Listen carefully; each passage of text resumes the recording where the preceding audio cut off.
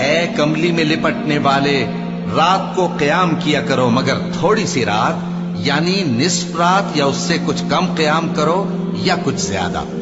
اور قرآن کو اچھی طرح ٹھہر ٹھہر کر پڑھا کرو۔ ہم ان قریب تم پر ایک بھاری فرمان نازل کریں گے، کچھ شک نہیں کہ رات کا اٹھنا نفس کو سخت پامال کرتا ہے، اور اس وقت ذکر بھی خوب درست ہوتا ہے۔ دن کے وقت تو تمہیں اور بہت سے شغل ہوتے ہیں، تو اپنے پروردگار کے نام کا ذکر کرو اور ہر طرف سے بے تعلق ہو کر اسی کی طرف متوجہ ہو جاؤ۔ وہی مشرق اور مغرب کا مالک ہے، اس کے سوا کوئی معبود نہیں، تو اسی کو اپنا کارساز بناؤ۔